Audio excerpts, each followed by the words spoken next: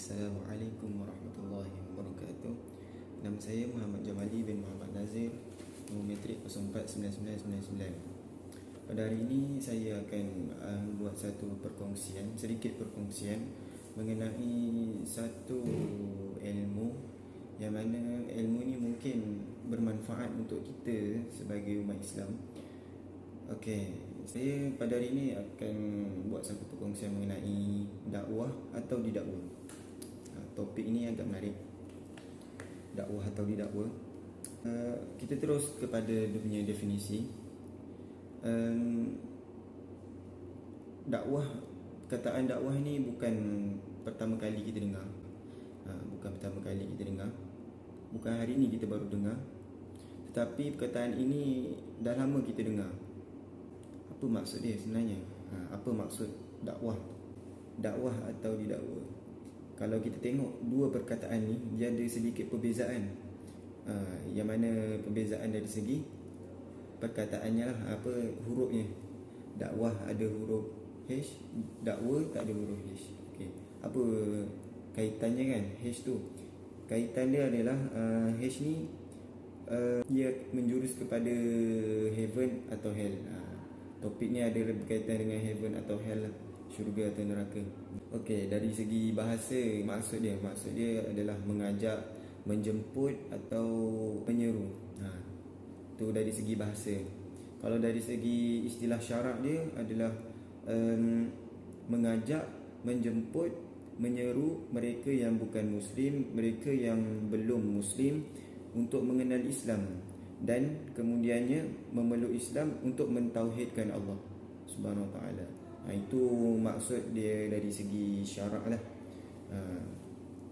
Dakwah ni adalah satu perbuatan atau aktiviti, kita mengajak, memperkenalkan Islam kepada orang, memperkenalkan Allah Subhanahu Wa Taala kepada mereka, memperkenalkan Nabi Muhammad SAW kepada mereka yang belum muslim ni lah, yang bukan Islam ni.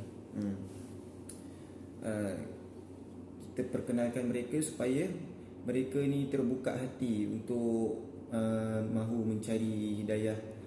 Mereka mahu mendengar, mereka mahu berfikir. Dan kemudiannya, disebabkan kita memperkenalkan kepada mereka, kita harap keterbukaan mereka itulah untuk dapat menganut Islam dan dapat mentauhidkan Allah Subhanahu Wa Taala. Itu harapan kita lah dalam mengajak mereka kepada mentauhidkan Allah. Tuan-tuan dan puan-puan, kalau kita perhatikan topik dakwah ni bukannya kerja mereka yang bergelar ustaz dan ustazah semata-mata. Bukan khusus pada mereka sahaja, ataupun mereka yang belajar di Universiti Islam ataupun Kolej Islam. Tak, bukan untuk mereka sahaja. Dakwah ni bukan khusus pada mereka. Tidak begitu. Tidak sama sekali. Itu adalah satu tanggapan yang sangat besar yang berlaku di kalangan umat Islam. Satu tanggapan yang salah, yang sangat besar. Satu tanggapan yang salah, yang sangat besar yang berlaku di kalangan umat Islam pada hari ini.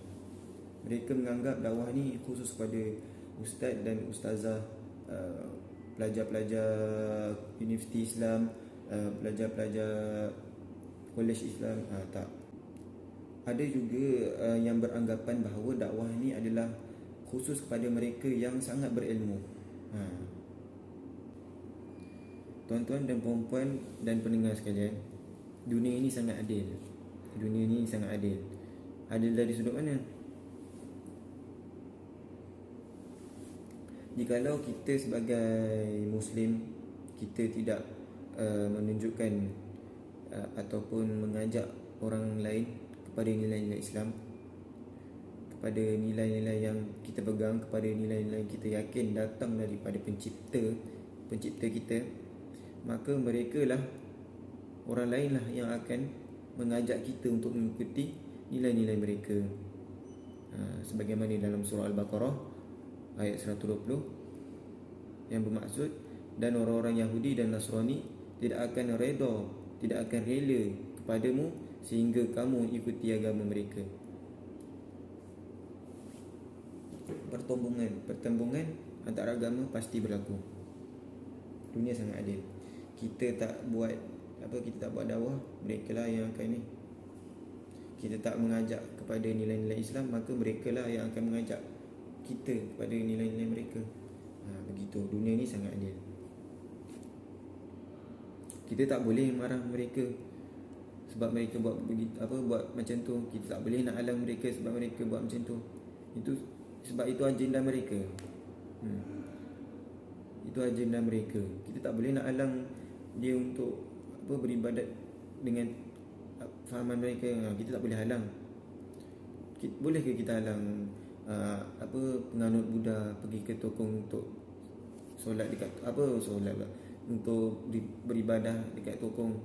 Boleh ke kita halang penganut Kristian untuk pergi ke church, pergi ke gereja pada hari Ahad?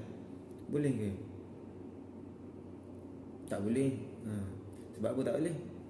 Sebab dalam Al-Quran, lakum dinukum waliyadin, bagimu agamamu, bagiku agamaku. Kita tak boleh halang. Kita tak boleh nak halang apa yang mereka nak buat dengan agenda mereka. Kita tak boleh halang. Apa yang kita boleh buat adalah kita marah diri kita sebab kita tak buat agenda yang ada dalam Islam. Kita pernah tak marah dekat diri kita sebab kita tak buat agenda yang ada dalam Islam? Soalan.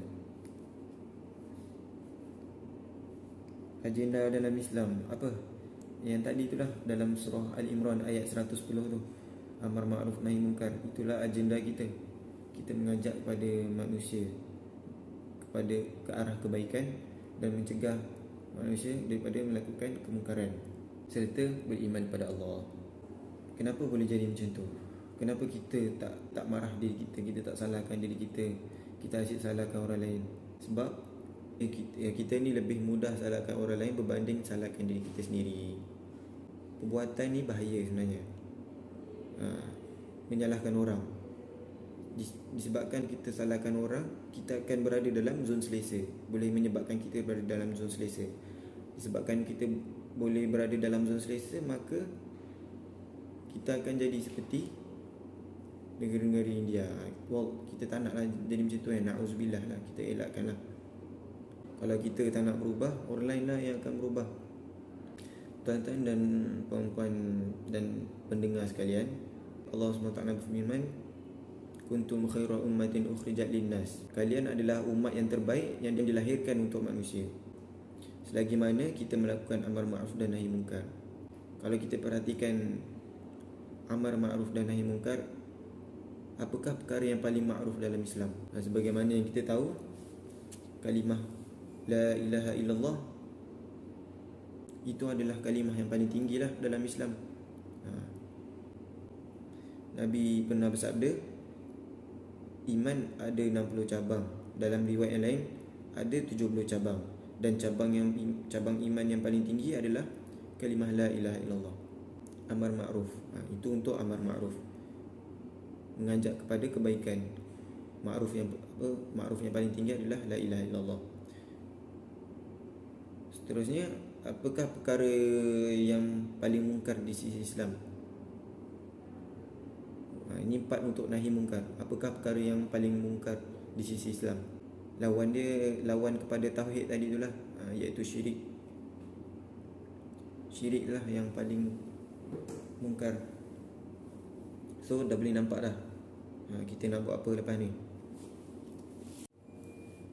Okey, baiklah, kita sambung ke seterusnya. Untuk melakukan amar ma'ruf dan nahi munkar, ada juga yang beranggapan bahawa kita ni tak perlu nak ni lah, jaga tepi kain orang. Lebih kurang macam tu lah. Itu majoriti orang pandang, anggapan daripada umat Islam sendiri.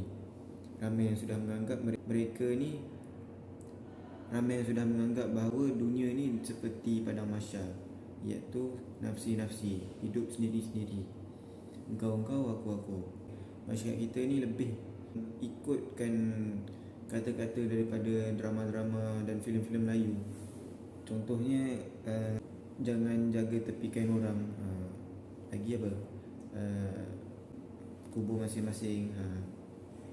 Tapi bila kita kembali kepada apa yang Nabi SAW pernah bersabda, tidak beriman kamu jikalau kamu tidur dalam kekenyangan, tetapi jiran kamu tidur dalam kelaparan. Macam mana kita nak tahu jiran kita tidur dalam kelaparan? Nak atau tak nak, kita kena inilah, jaga tepi kain dia.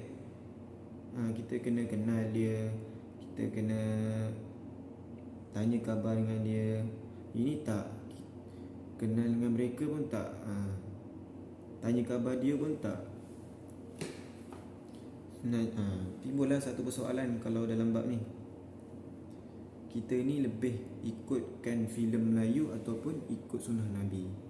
Itu timbul persoalan seterusnya lah. Fikir-fikirkan. Okey, kita bersambung dengan tafsiran daripada Imam Syauqani daripada kitab tafsir Fathul daripada kitab Fathul Qadir. Okey. Katanya lagi mengenai ayat surah Al-Imran tu, namun umat Islam akan berhenti menjadi umat yang terbaik apabila umat Islam itu berhenti melakukan amar ma'ruf dan nahi munkar. Apabila umat Islam berhenti melakukan dakwah. Itu kata-kata dia lah. Saya nak bacakan lagi satu statistik daripada Profesor Dr. Osman Chua.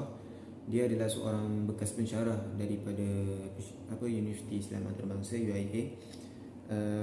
Dalam bukunya yang bertajuk Preaching to the Non-Muslim Chinese in Malaysia, dalam halaman 62 disebut, kaji selidiknya kepada orang Cina yang belum Islam di Malaysia mendapati 90% responden orang Cina mengatakan mereka ada kawan-kawan yang beragama Islam seperti kita.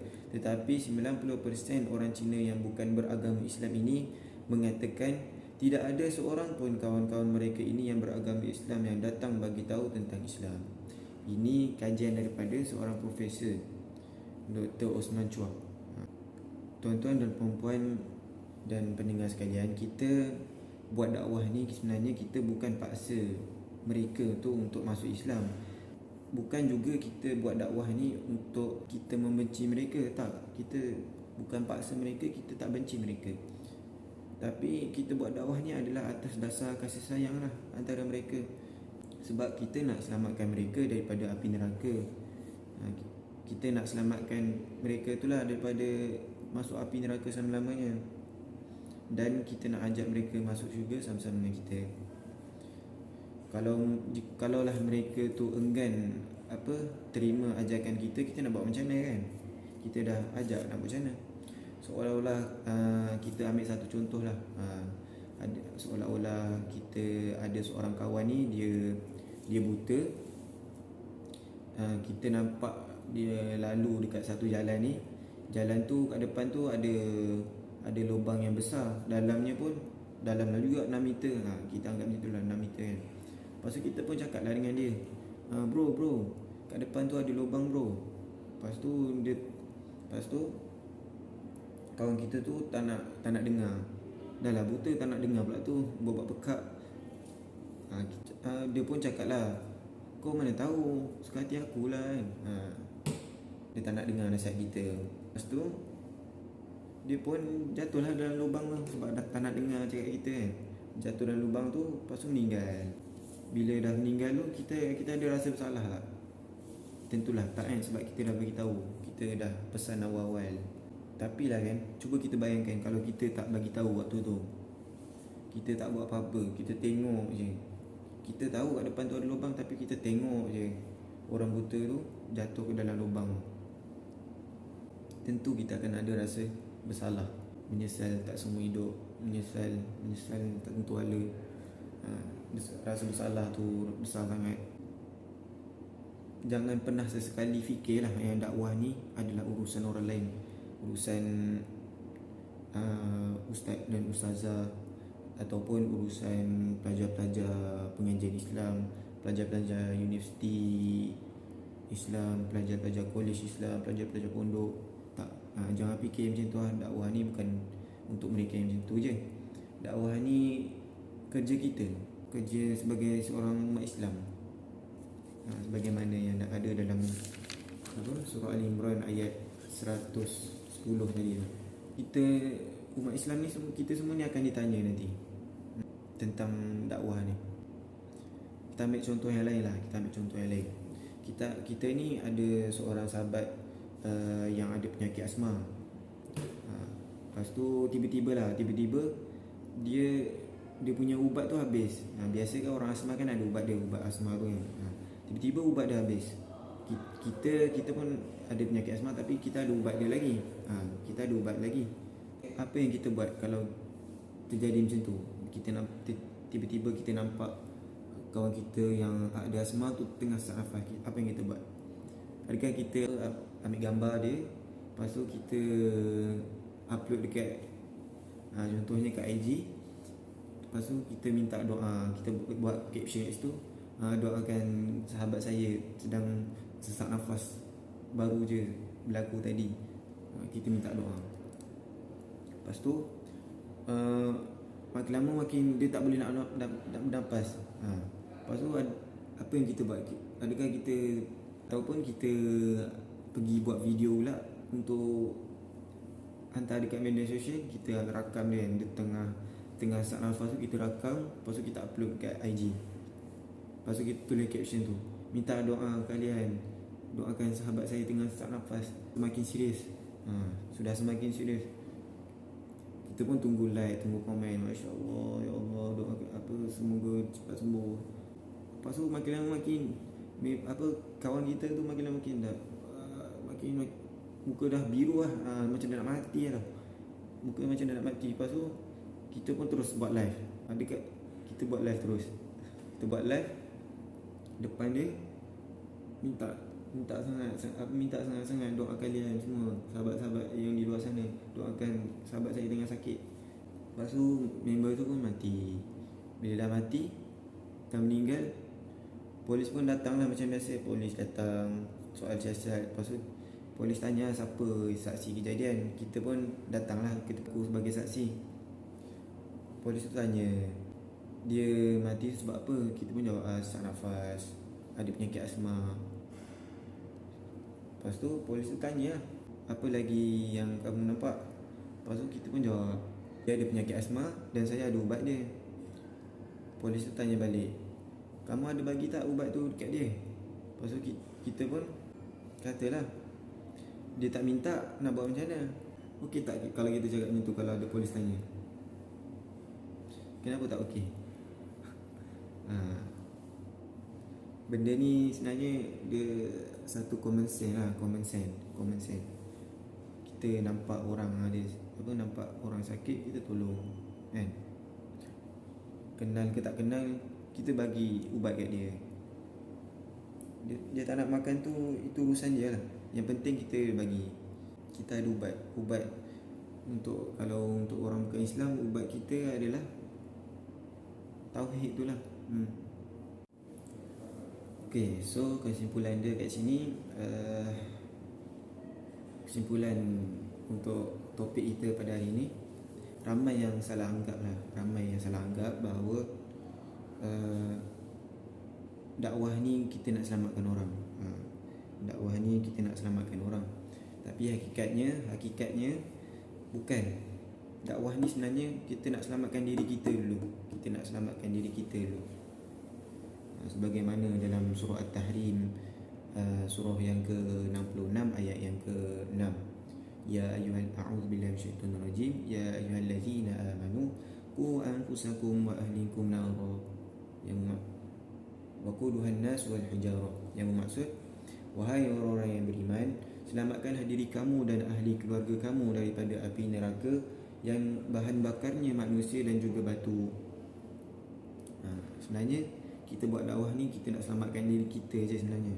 Kita nak selamatkan diri kita, kita nak selamatkan keluarga kita. So kalau kita tak buat dakwah ni, kita akan dipersoalkan nanti, kita akan didakwa oleh Allah. Kenapa tak buat dakwah. Kenapa hidup kat dunia dulu kita tak sampaikan, tak kongsikan Islam ni kepada kawan-kawan kita yang lain? Kita akan tanya. Okay, sebelum saya nak menutup perkongsian ni, saya nak bawakan satu kisah lah dalam Al-Quran. Kisah ni pun tuan-tuan pun pernah dengar kisah ni. Saya sekadar ulang balik je lah yang mana yang dah dengar. Dikatakan Allah SWT mengharamkan orang Yahudi pergi ke laut untuk tangkap ikan pada hari Sabtu. Kisah ni tuan-tuan pernah dengar. Tetapi ada satu kumpulan ni, saya namakan lah sebagai apa, kumpulan ni sebagai kumpulan A. Kumpulan A, dia pergi ke laut pada hari Jumaat, menjala ikan. Kemudian dia pulang sebelum maghrib. Lepas tu settle. Tapi kumpulan B yang tak pergi laut tu, dia nampak lah apa kumpulan A ni buat kan. Dia nampak lah kumpulan A buat ni, pergi laut. Lepas tu apa kumpulan B ni buat? So dia nampak, dia pergilah tegur kan kumpulan A. Dia pergi tegur kumpulan A, dia tanya, weh, bukan ke Allah SWT tu dah haramkan untuk kita pergi ke laut pada hari Sabtu? Kenapa korang pergi meletakkan jala ikan tu? Allah SWT ni uji orang Yahudi ni, tidak pergi ke laut tangkap ikan pada hari Sabtu. Hari Sabtu tu pula Allah SWT uji orang-orang Yahudi ni. Hari Sabtu tu ikan lagi banyak pada hari-hari lain. Allah uji mereka.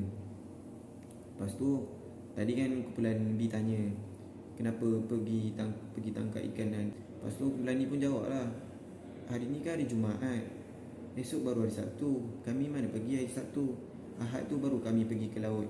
Kalau ada rezeki dapatlah ikan tu. Kalau tak dapat ikan, tak apalah. Agak-agak jawapan kumpulan A ni betul ke tak? Agak-agak jawapan kumpulan A ni betul ke tak? Hari Sabtu memang diorang tak pergi tangkap ikan, diorang pergi hari Ahad je. Agak-agak betul tak jawapan tu? Sebab larangan Allah pada hari Sabtu.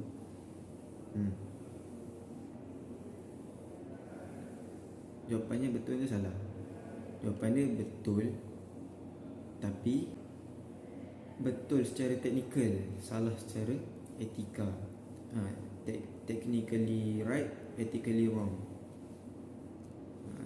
Technically right, ethically wrong. Saya bagi contoh lain lah. Kawan kita ni seorang Muslim, solat 5 waktu. Dia pula pergi masuk satu kedai non halal. Okay, orang kawan kita yang solat 5 waktu ni pun, dia pergi masuk kedai non halal tu. Dia pergilah beli bacon. Tahu bacon? Bacon ni yang daging khinzir, yang daging khinzir yang disalai tu. Dia pergi beli, lepas tu dia pergi bayar. Lepas tu nak masuk mulut dah ni, kita dengan sepatah kilatnya, kita pergi pegang tangan dia. Lepas tu kita katalah, Haji, apa yang kau buat ni Ji? Tak boleh lah ni Ji, ni haram Ji, mana boleh makan. Lepas tu Haji tu pun kata lah kat kita kan. Dia jawab, kau ni tak baca Quran ke? Kita cakap lah, baca Haji. Sebab aku baca lah, aku masuk, aku tahan kau dan tak bagi kau makan ni Ji. Lepas tu Haji tu pun jawab, dalam Al-Quran Allah haramkan khinzir ke bacon? Khinzir kan? Bacon ni B-A-C-O-N, tapi yang khinzir ni sama ke berbeza ejaan dia? Dia pun gunalah sama atau beza mengikut ejaan pula. Kita menjawab lah, tak kisahlah, ini orang letaklah nama apa sekalipun, ini tetap haram. Ini yang saya nak technically right, ethically wrong tu. Betul secara teknikal, salah secara etika. Ini yang saya itulah. So kumpulan A ni pun tadi tak berubah juga. Lepas tu tiba-tiba kumpulan C ni nampaklah apa yang terjadi kan, perbalahan antara kumpulan B dengan A. Dia tanya, bro, apa pasal korang ni busybody? jaga tepi kain orang pula, kubur masing-masing kan. Kita kena selitkan ayat tu lah. Lepas tu kumpulan C ni pun kata lagi, diorang pergi tangkap ikan hari Sabtu, korang nak sibuk-sibuk buat apa? Allah dah laknat mereka lah. Di kumpulan C tadi kan, dia dah nampak apa kumpulan B buat dengan kumpulan A. Dia tegur kumpulan B tadi. Dia tegur pula kumpulan B, kata jangan busybody lah, jangan jaga tepikan orang, kubur masing-masing. Dia kata kumpulan C ni kata kumpulan A tu mereka tu dah dilaknat oleh Allah disebabkan mereka tangkap ikan hari Sabtu. Buat apa kamu nak sibuk? Buat apa nak sibuk-sibuk lagi kan? Tu yang kumpulan C. So tuan-tuan dan puan-puan, kumpulan B ni pun Allah rekodkan jawapan mereka dalam surah Al-A'raf, surah yang ke-7 ayat yang ke-164. Mereka pun jawab lah, kami menasihati mereka adalah untuk melepaskan rasa bersalah dan tanggungjawab kami kepada Rabb kami. So pengakhiran ceritanya, dua kumpulan tadi ditukarkan di kera dan khinzir yang hina. Agak-agak siapa, kumpulan mana yang ditukarkan menjadi kera dan khinzir ni? Agak-agak. So confirm lah yang kumpulan A kan. Lagi satu kumpulan mana? Kumpulan B ke kumpulan C yang ditukarkan menjadi kera dan khinzir? Kumpulan C kan. Kumpulan A tu memang patut kena pun. Sebab dah satu, sebab ada langgar perintah Allah. Allah kata jangan tangkap ikan pada hari Sabtu. Dia buat juga, dia cuba memanipulasikan perintah Allah. Kumpulan C kena sebab agak-agak kenapa kumpulan C kena? Pernah tak kita fikir kumpulan C? Tapi kisah ni pun kita dah selalu dengar kan. Setuju tak kalau saya kata kumpulan C ni kena sebab dia nampak orang melakukan kemungkaran, dia tak tegur. Ni sebab dia. Setuju tak kalau saya kata macam tu? Dia nampak orang melakukan kemungkaran tapi dia tak tegur. Bukan tu je, dia juga dia cuba mencegah orang yang mencegah kemungkaran. Ini antara sebab-sebab kenapa kumpulan C ni juga dilaknat, ditukarkan menjadi kera dan khinzir. So kumpulan B ni terselamat lah. Walaupun kumpulan B ni dah berusaha untuk tegur, untuk cegah kumpulan A ni daripada pergi ke laut. Walaupun kumpulan A ni tak ikut cakap kumpulan B ni tetap terselamat. Sebab kumpulan ni dia buat tanggungjawab dia, dia laksanakan tanggungjawab dia. Dia mencegah kemungkaran. So itulah cerita dia. So timbullah persoalan kedua terakhir. Melihat kita pada hari ini, kita ni lebih terikut kepada kumpulan B atau kumpulan C daripada kisah tadi.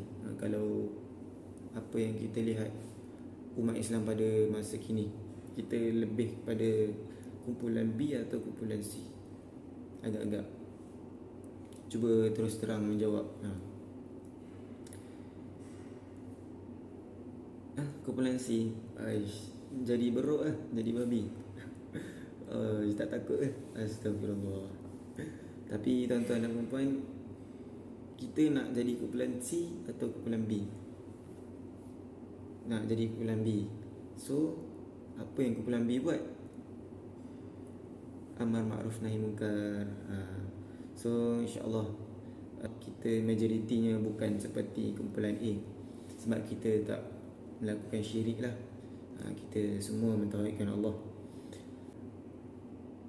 So tuan-tuan dan puan-puan, muslimin dan muslimat, jikalau kita nak terselamat dan nak jadi macam kumpulan B, kita kena ni lah, melaksanakan amar ma'ruf dan nahi munkar. Tugas kita tu je lah, amar ma'ruf nahi munkar. Bukan tugas kita untuk Islamkan dia. Kalau bab-bab mengislamkan dia, itu bukan tugas kita. Itu bukan tugas kita. Itu tugas Allah. Sebagaimana firman Allah dalam surah Al-Ghasyiyah ayat 21 dan 22. A'udzubillahi minasyaitonirrajim. Fadzakir innama anta mudzakir lasta 'alaihim bimusaitir. Yang bermaksud, berilah peringatan, sesungguhnya kamu hanya pemberi peringatan. Engkau bukan orang yang diberi kuasa ke atas mereka. Kita ni tidak ada kuasa ke atas mereka lah untuk mereka ni terima hidayah, mereka ni dapat Islam. Jadi tuan-tuan dan puan-puan, penutupnya, kita ni diberi pilihan. Sama ada kita nak berdakwah dekat dunia ketika mereka masih hidup, ataupun kita nak didakwa oleh mereka di akhirat nanti di hadapan Allah. Kita diberi pilihan. So, jadilah umat yang pandai, umat yang bijak membuat keputusan, bijak membuat pilihan. Jangan tunggu didakwa, kerana sesungguhnya sebagaimana kita tahu, bila kita dah dekat akhirat nanti, mulut kita ni akan dikunci, dan segala anggota badan kita akan menjadi saksi, bukan untuk kita tetapi ke atas kita. Saksi ke atas kita.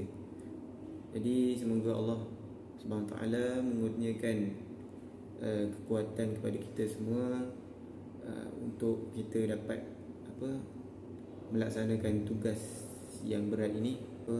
Sekiranya ada kekurangan dalam perkongsian saya minta maaf.